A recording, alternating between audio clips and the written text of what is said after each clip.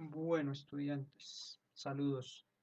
La idea en este videito es ver lo que no alcanzamos a ver en la clase por el tema de la conexión a internet. Eh, bueno, vamos a ir como al grano de una vez, ¿listo? Entonces, en primer lugar, pues vuelvo y les cuento sobre las noticias. La primera era, pues básicamente los resultados financieros de algunas empresas en este segundo trimestre, o sea, en lo acumulado de junio, donde observamos que alguno de esos indicadores de cómo le iba a las empresas podría ser un buen proxy, un buen indicador anticipado de lo que podría ser los resultados económicos para algunos sectores. Ejemplo, entonces está el- la primera empresa que es ISA, pues está dedicada a la energía, eso puede decir más o menos ese sector de, pues, de energía, acueducto y gas, ¿cierto? De acuerdo a las cifras del PIB. Por acá tenemos algo de comercio, tenemos construcción que tuvo una variación negativa de los ingresos, ¿cierto? Entonces en la parte superior por acá tenemos los ingresos y en la parte de abajo tenemos las utilidades. Ustedes recuerdan, sería como más o menos una diferencia entre los ingresos y los costos. Seguramente pues aquí ya después de impuestos. Eh, Observe algo y es que estas cifras negativas no necesariamente indican que no está obteniendo utilidades, sino que sencillamente la utilidad respecto al mismo periodo del año anterior, en este caso, respecto a junio del año 2019, pues sencillamente disminuyó. O sea, lo que uno ve, pues claro, porque estamos en un momento de contracción económica. Si alguno quiere como mirar más al tema, pues ahí está igual es una noticia de la República. Y la segunda noticia era referente a los calendarios tributarios. Entonces esto nos servía fundamentalmente para identificar que pues el gobierno, todo lo que hace, ¿cierto? Cualquier actuación del gobierno está en función o se puede hacer, digamos que uno podría decir que lo que haga el gasto público podría ser una función de los impuestos. Y esos impuestos no es más que lo que pues, le cobran tanto a las familias como a las empresas, o a las familias, o sea, a las personas, como a las empresas. Entonces tenemos diferentes tipos de impuestos dependiendo a quién, sobre quién recaigan, pero también dependiendo quién los cobre. O sea que podríamos tener unos impuestos, ¿cierto? Vamos a llamarlo ahí como impuestos que son del orden nacional, que cobra el gobierno central, y unos impuestos que son del orden territorial.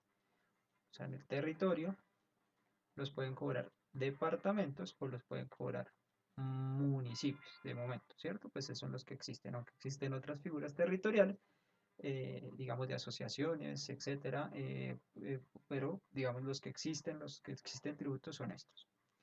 Bien, entonces, por acá arriba tenemos como más o menos las fechas de vencimiento de los impuestos a las personas, o sea, lo que recaería sobre las familias, a las personas naturales. Y por este lado, pues tendríamos otro tipo de impuestos que pueden caer también sobre personas, sobre familias o sobre las empresas, que es el del IVA. Entonces el IVA, ya lo sabemos, lo hablamos en unas clases anteriores, es un impuesto al valor agregado que se da cuando la gente compra. Entonces este es lo que las empresas recaudan por IVA, es decir, cada vez que una persona, por ejemplo, usted va a hacer una compra al Éxito y le dicen que el IVA de un producto es tanto, el Éxito guarda una parte de ese impuesto. Ahora, ¿por qué unas tienen recaudo bimestral y otras cada 4 meses?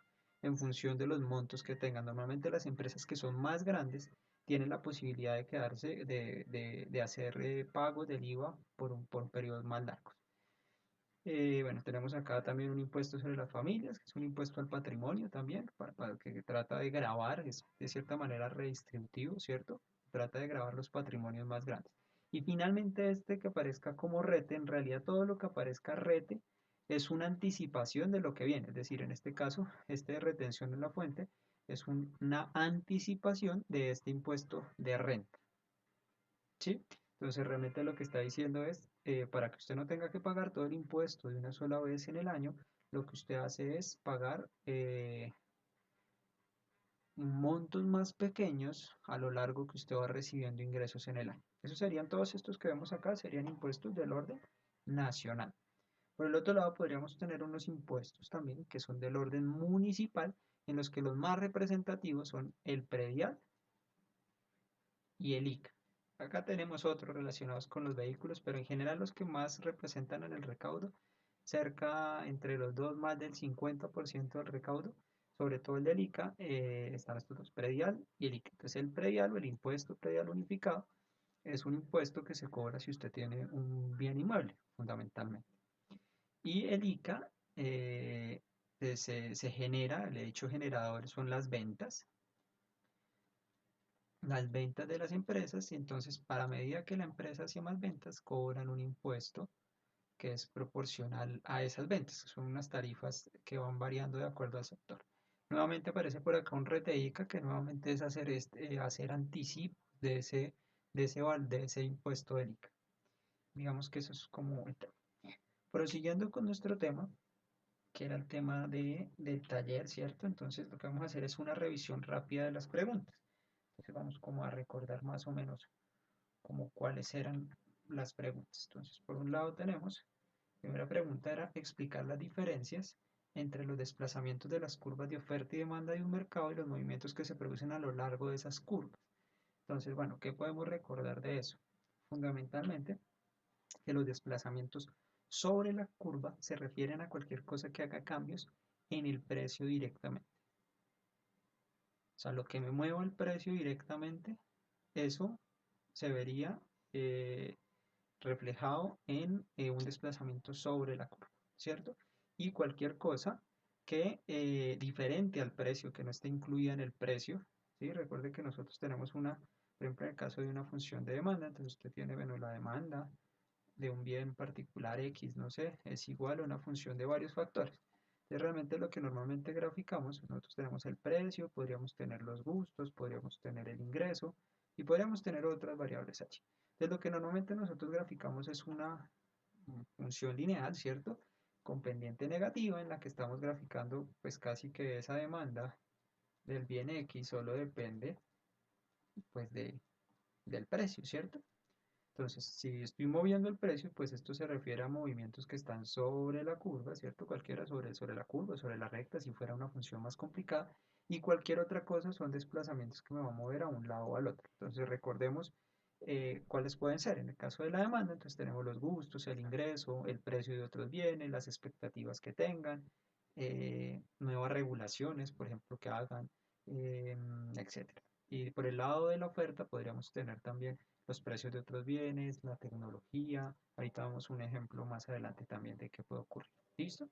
Veamos el segundo punto. Entonces, el segundo punto hacía referencia a una función, unas funciones de oferta y demanda, y pues fundamentalmente lo que nos pedían era tratar de hallar los valores de equilibrio.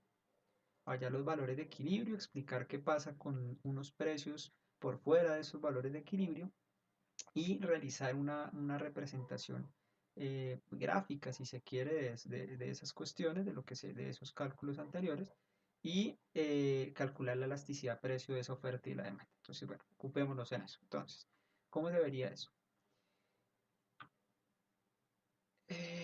Las dos funciones que nos daban, entonces teníamos por un lado una función de demanda, ¿cierto? Y una función de oferta, en la que estamos relacionando la cantidad dependiendo de un precio. Esa función la podríamos despejar, ¿cierto? Y tener el precio en función de la cantidad. Y acá también podríamos tener el precio en función de la cantidad ofertada.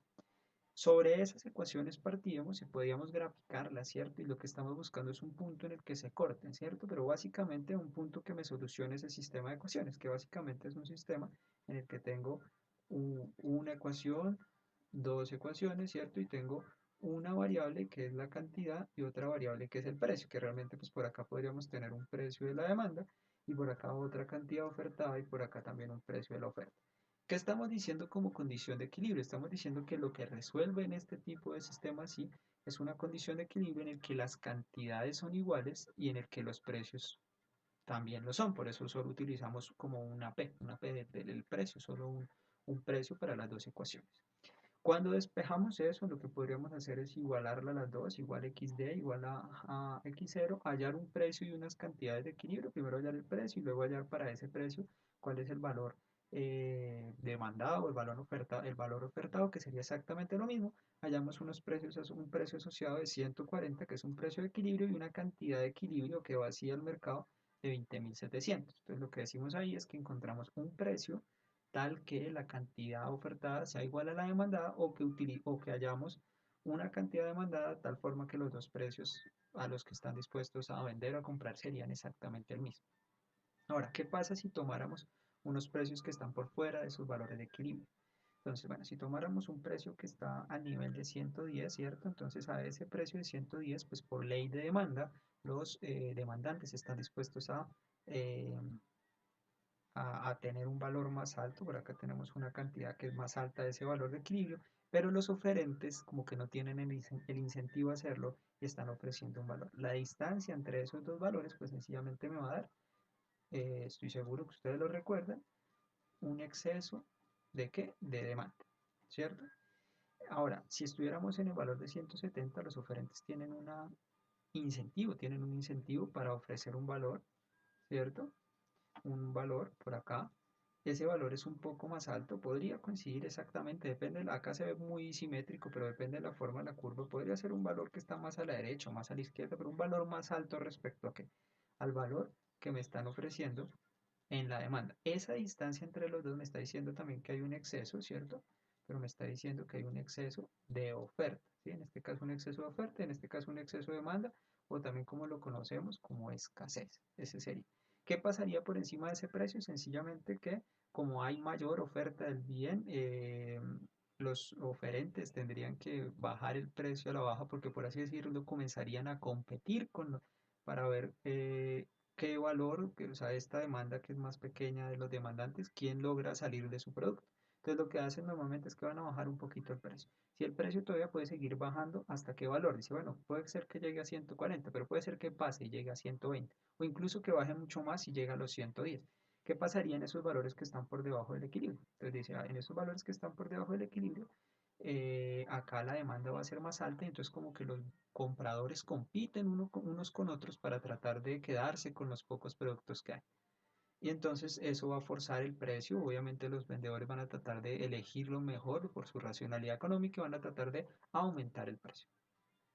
Bien, ahora, ¿qué nos faltaría? Nos faltaría la elasticidad, y el análisis de la elasticidad, si recordamos sencillamente, en general, vamos a comenzar de derecha a izquierda para recordar qué son estas ecuaciones, y después hacemos como recordamos que era el ejercicio. Entonces, de derecha a izquierda, lo que tenemos acá, esta es la definición de elasticidad, que básicamente, y espero que lo recuerden, porque seguramente en sus cursos de estadística, o los que ven econometría, los que son de la carrera de ingeniería catastral, van a recordar este concepto de elasticidad, y está asociado a cuánto cambia porcentualmente una variable cuando otra variable cambia también porcentualmente. Entonces lo que tenemos es variación porcentual arriba y variación porcentual abajo. ¿Cómo sería? Entonces, bueno, ¿qué tengo acá en esta ecuación que está un poquito a la derecha? Entonces dije, bueno, esto que está acá arriba, sencillamente esto que voy a encerrar, es específicamente una variación porcentual. Eso es lo que estoy diciendo, es una variación porcentual. ¿Cuánto por ciento cambió la variable Q? ¿Sí? Pasando de un estado Q1 a un estado Q2. Y en el otro caso yo tengo la variación porcentual del precio. ¿Cuánto cambió la variable precio? Porcentualmente también. O sea, este de acá abajo lo que tenemos es que es exactamente esa variación porcentual.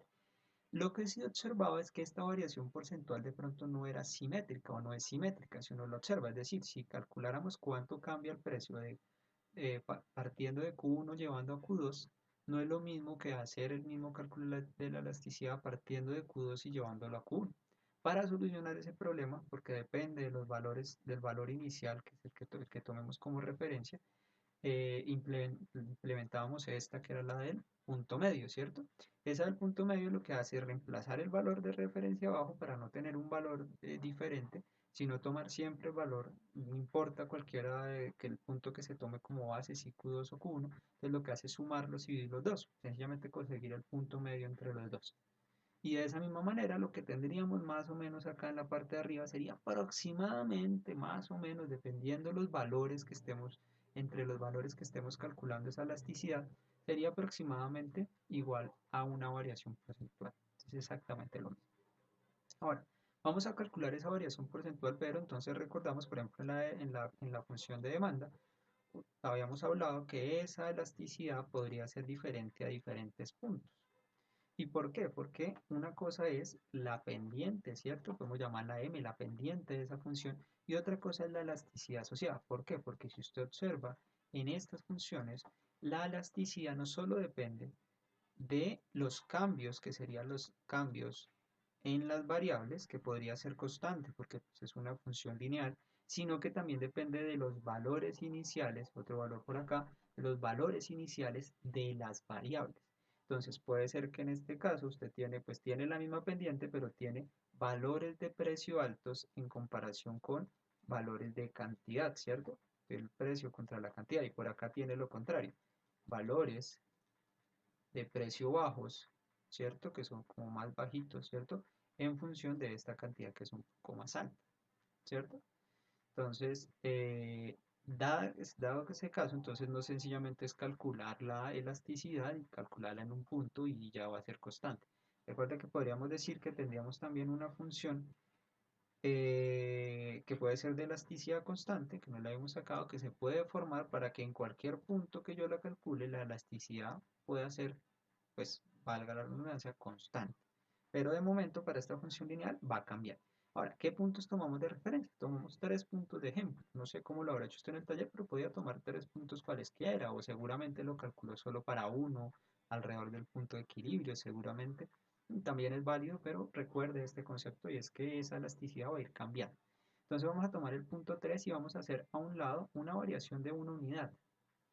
Recuerde que esto va a funcionar en la medida que la variación no sea tan grande, porque pues es como si se estuviera haciendo una aproximación y pues si la aproximación utiliza valores muy amplios, pues no va a ser una buena aproximación. Pensémoslo acá que sencillamente la elasticidad estaría por acá asociada de cierta manera a una pendiente, esa más o menos a una pendiente, o una parte realmente a la pendiente multiplicada por algo más, a la pendiente de esa recta en un punto particular. ¿Sí? Es algo un poco, sería algo similar. Sería la pendiente y faltaría multiplicarla por las cantidades de referencia, las cantidades en las que estén en ese momento. Entonces la pendiente va cambiando y esa pendiente compensaría los cambios relativos en las cantidades y en los precios. Pero pues de nuevo nosotros vamos a quedar con el caso básico que es una función lineal. Entonces vamos a tomar estos puntos. Si cambiar una cantidad, pues va a pasar de 3 a 4, de 110 a 111, de 190 a 191 reemplazando en cada una de las imágenes, es decir, para este P1 y yo voy a calcular para la demanda, pues voy a reemplazar sencillamente que pues en la función demanda acá con este valor, cuánto vale como 3 y cuánto vale como 4, ¿cierto? Y voy a llegar a estos dos valores acá sencillamente.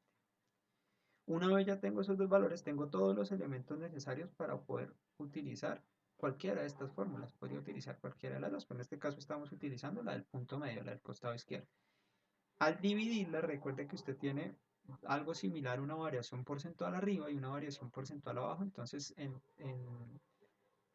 lo que usted tiene es una cantidad que no tiene dimensión. Realmente, lo que usted está, ¿qué número le da? Y va a tener un signo. El signo me dice algo y es que cuando el precio cambia, en cuál fue la dirección de esto, se mueven en direcciones opuestas, ¿cierto? Lo cual es evidente, pues porque es lo que esperamos de la función de demanda, ¿cierto? Acá estamos, bueno, calculamos el cociente y vamos a ver, y vemos que efectivamente en tres puntos diferentes esa pendiente, esa elasticidad, cambia. Bien, por el lado de la oferta podríamos hacer un análisis exactamente igual, reemplazar, calcular los valores y hallar las elasticidades. Ahorita vemos un punto más adelante sobre el que miramos de qué depende esa elasticidad. Será uno de los puntos más adelante. Ese mismo análisis lo podemos hacer no con una variación de una unidad, sino sencillamente mirando una variación de un 1%. Es decir, recuerde que usted que tiene acá variación porcentual de la cantidad que tendríamos que calcularla versus una variación porcentual. Acá nosotros decidimos que fuera una unidad, acá vamos a decir que es un 1%. Es decir, vamos a tener calcular arriba la variación, lo que sea que la que nos dé el valor, y abajo siempre vamos a tener un 1%. Entonces, si yo calculo un 1% más que cambie y suba un 1% este valor de 3, pues me va a llegar a 3.03, que va a ser un valor mucho más chiquito, mucho más aproximado de cuánto me cambia cuando cambia un 1%. Entonces, cuando hago eso me dice que es casi cero. Note que es un valor muy cercano a estos valores porque pues porque estamos tomando cantidades muy chiquiticas. En todos los casos nos va a dar algo muy cercano. Lo mismo en el 90, pues el 1% de esta cantidad pues es relativamente, es como 1,9, ¿cierto? Que es lo que nos está subiendo acá. Y al calcular vamos a tener también unos precios que son unas cantidades que son la imagen de ese precio, ¿cierto? Reemplazando en la función y pues obtenemos eso. Entonces vemos que es en esa función tenemos que para valores bajitos del precio, ¿cierto? Valores bajitos del precio tenemos que elasticidades que son, pues, que la elasticidad es casi cero, ¿cierto? O sea, casi no cambia, no cambia. Pero para ya valores muy altos, ¿cierto? Se hace muy sensible y esa elasticidad se vuelve altamente elástica, ¿cierto? O sea, que cambios cada vez se reduce más la cantidad para valores muy altos, ¿cierto? Eso es lo que estamos diciendo. Bien,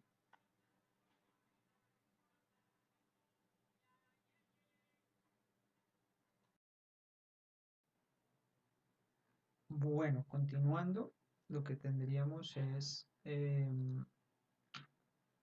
lo siguiente. Entonces, íbamos, tendríamos en la pregunta 3 recordemos, vamos a mostrarla por acá, tendríamos que en un determinado mercado, con las mismas características, competencia perfecta, explicar cómo afectaba un recorte del tipo de interés a los productores y representar gráficamente esa respuesta. Entonces, pues bueno, si lo viéramos así, a esa tasa de interés, lo que es una restricción de crédito, ¿cierto? Eso quiere decir, por ejemplo, que el Banco de la República, ¿cierto? Aumenta toma una decisión de aumentar esa tasa de interés, por ejemplo, la tasa de interés de referencia, bueno, todo eso no tiene usted por qué decírmelo, pero sencillamente la tasa de interés, y eso hace eh, que esa tasa de interés, bueno, podríamos recordar acá algo, eh, estamos hablando que la afectación es exactamente a los productores, solo para que lo recordemos, que no lo veía acá. Entonces, esa tasa de interés, pues lo que hace es que los bancos, la tasa a la que prestan los bancos también suba, ¿cierto? Pues los bancos dicen, pues si el Banco de la República me cobra más alto, es la tasa a la que prestan los bancos. ¿Qué decisión toman las empresas? Pues las empresas lo que dicen, lo que están experimentando es como si fuera un aumento generalizado, ¿cierto? De los precios, ¿cierto? Lo que me está diciendo es que a cualquier costo, a cualquier precio, está experimentando unos costos mayores. Lo que quiere decir es como si se contrayera de cierta manera esa función de oferta. O sea, lo que vamos a verlo es como un desplazamiento a la izquierda. Y lo que sabemos por ese desplazamiento es que en ese nuevo equilibrio la cantidad demandada se va a reducir un poquito, ¿cierto? Y el precio también va a subir, o sea, es decir, la cantidad, perdón, de equilibrio se va a reducir y el precio va a subir manteniendo ceteris paribus, ¿cierto? Manteniendo todo lo demás constante. De momento estamos suponiendo que esa restricción de crédito solo se da para el banco. Podríamos suponer que es generalizada, y pues seguramente tendríamos movimientos tanto a la izquierda como también de la demanda también a la izquierda con una restricción, ¿cierto? Pues que en general es lo que se conoce como una política contractiva, ¿cierto? Del Banco de la República. Pero eso es más o menos lo que me genera. Listo. Cuarta pregunta. Entonces, cuarta pregunta me dice cuáles son los determinantes de la elasticidad de la demanda. Entonces, bueno, vamos a mencionar algunos determinantes de la elasticidad de la demanda. Entonces, uno es que existan bienes sustitutos, ¿cierto? Entonces, usted dice, bueno, cuando, y lo veíamos cuando son bienes muy específicos, por ejemplo, novelas de Stephen King específicamente, pues es más difícil encontrar un bien sustituto, pues porque el único sustituto para una novela de Stephen King, pues es otra novela de Stephen King, ¿cierto? No habría otro, es el único bien que es exactamente pronto, otro autor que escriba similar, que sirva para lo mismo, o sea, que sí, que sería específicamente la definición esa de bienes sucedáneos. Otra podría ser, entonces, cerrando ese, si existen o no bienes sucedáneos, entonces si existen, es más elástica la demanda, ¿cierto? Otro que va a depender es esa proporción del ingreso destinado al bien, entonces en la medida que se gaste más en el bien, pues va a ser más elástica la demanda porque va a ser más sensible, ¿cierto? Otro puede ser las preferencias de los consumidores, qué tan volubles son, entonces si estamos en una etapa, por ejemplo, ahorita con redes sociales en que las personas son mucho más volubles y es mucho más fácil que se cambien los gustos respecto a una marca, porque por ejemplo la ven la ven involucrada en algún escándalo de tipo mediático, por ejemplo, ahorita lo que pasó mucho con algunas empresas en Estados Unidos, con la muerte o el asesinato de este señor Floyd. Entonces, sumado a eso, algunas empresas, no recuerdo ahorita, perdieron pauta publicitaria, mucha gente hizo como un boicot desde el lado de la demanda y no volvieron a comprar, ¿sí?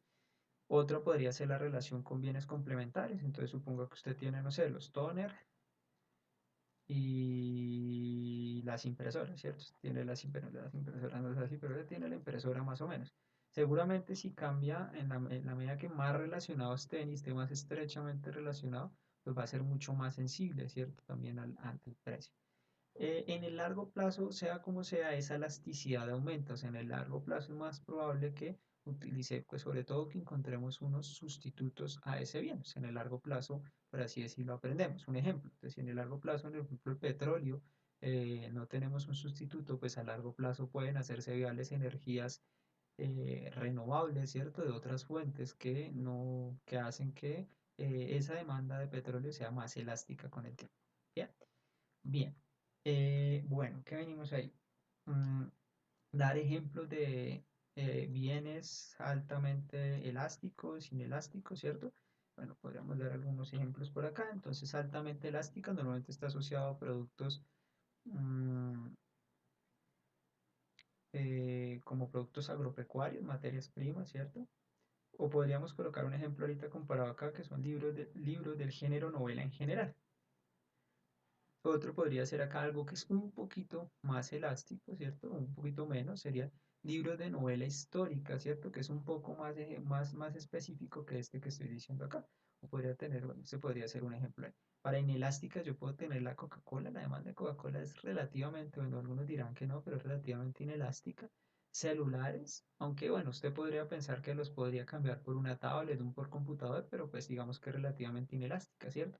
Y altamente inelásticos normalmente son esos necesarios para vivir o de los cuales no existe fundamentalmente sustituto. No hemos encontrado de momento algo que sea un sustituto para el agua o el aire, o piense, por ejemplo, una persona que sufre del azúcar, entonces sea inyecciones, pues ese medicamento de insulina pues va a ser, o sea, él va a pagar es más o menos lo que sea por ese medicamento. ¿Listo?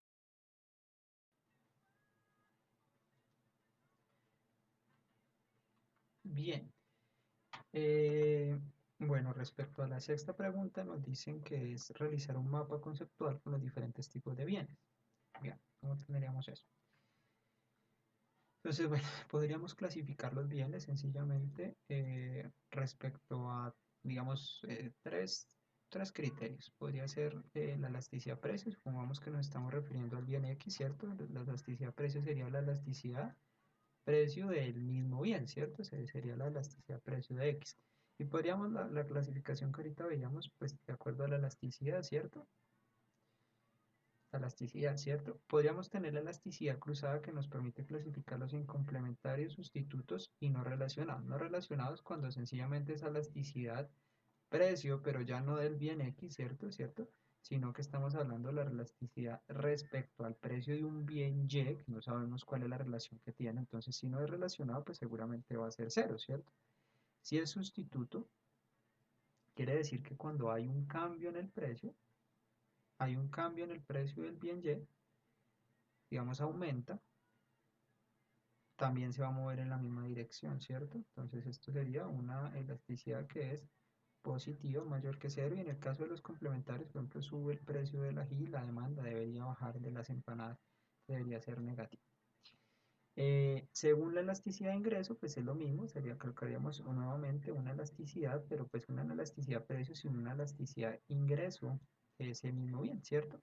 Entonces lo que estamos diciendo es que si aumenta el ingreso y los bienes aumentan el consumo, pero digamos a una tasa más o menos normal, podría ser como una elasticidad unitaria, entonces pues va a ser un bien normal.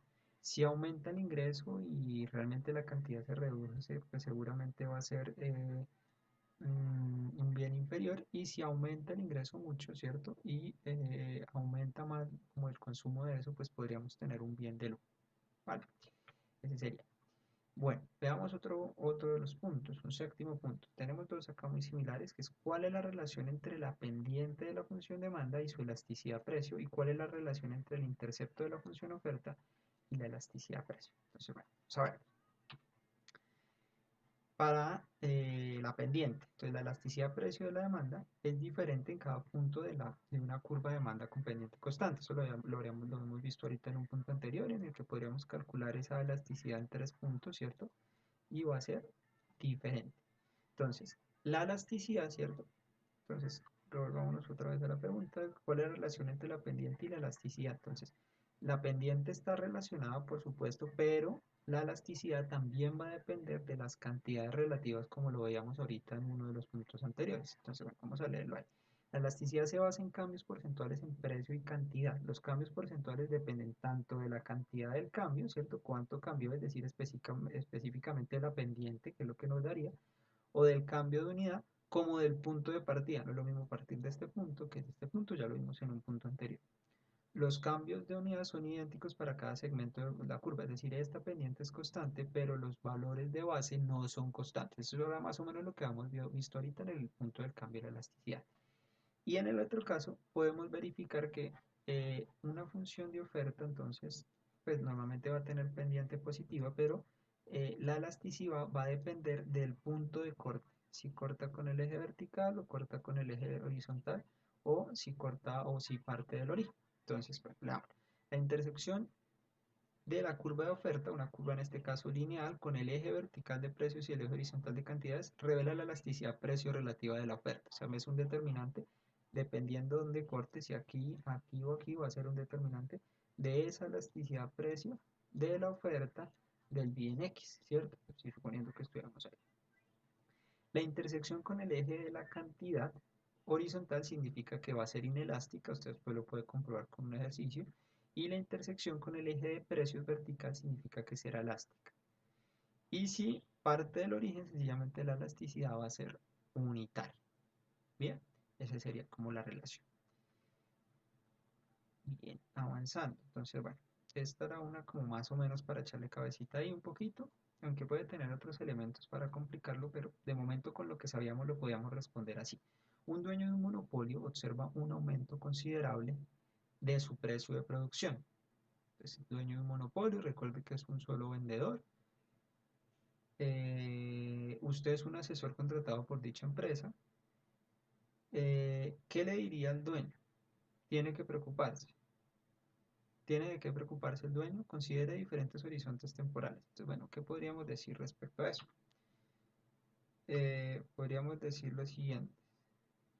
Bueno, algo adicional allí. Y es que estas preguntas 7 y 8 estaban como la respuesta o la esta entre las citas que teníamos, las referencias que teníamos en el capítulo en la presentación, pues que eran estos dos elementos por si alguno quiere revisar. Volviendo otra vez al del monopolio, lo que tenemos es lo siguiente. Eh, lo que teníamos que verificar es qué tan elástica es esa demanda, ¿cierto?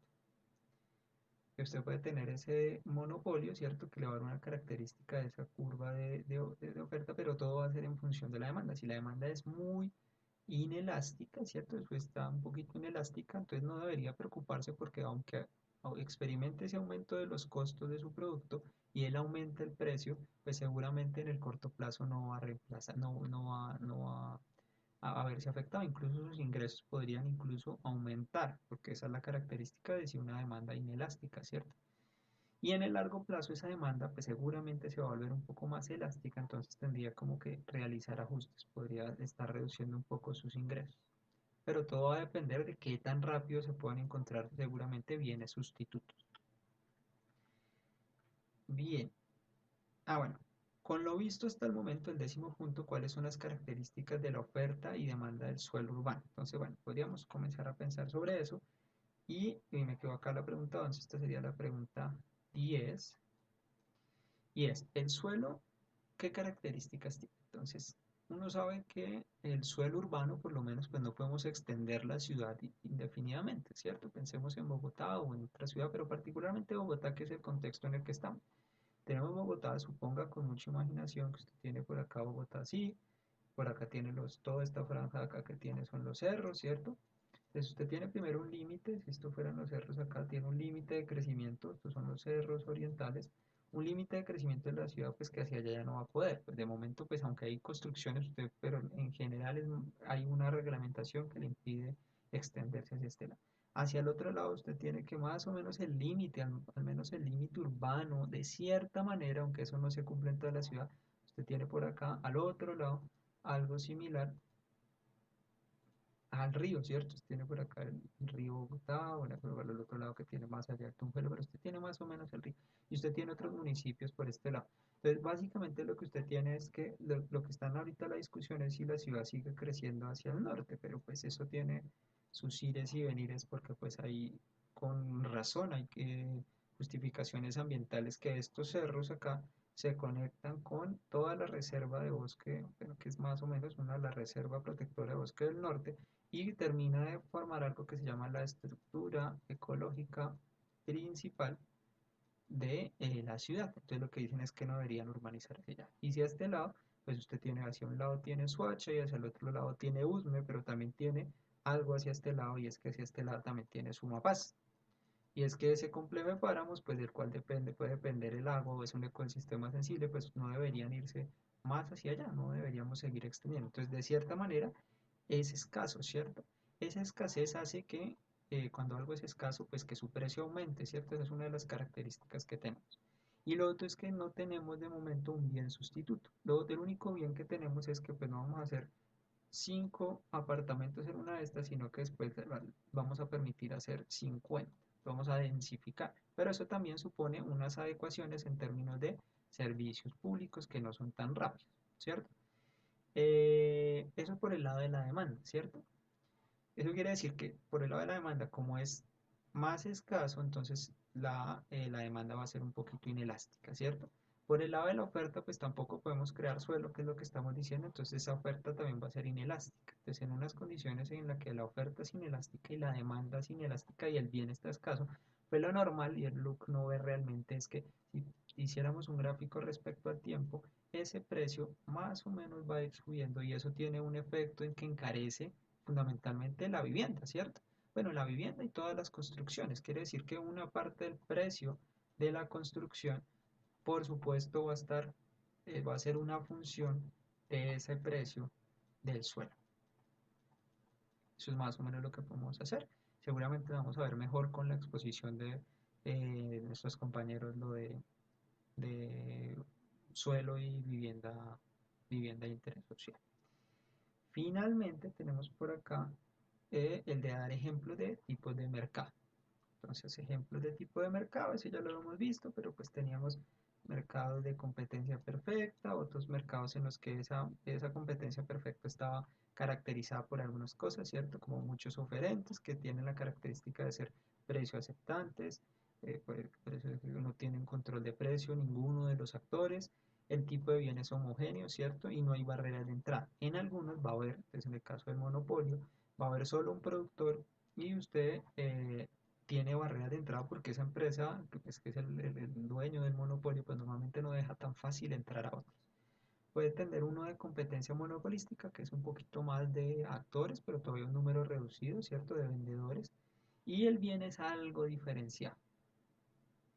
Y el del oligopolio que tiene varios un poco más de vendedores, ¿cierto? O puede haber barreras a la entrada, pues tiene eh, eh, pocos oferentes. Entonces, estas dos situaciones son relativamente parecidas, pero se diferencia es que en la competencia monopolística el bien es un poquito pues, más diferenciado, ¿cierto? Eso es lo que estamos diciendo. Ese sería básicamente el taller 3.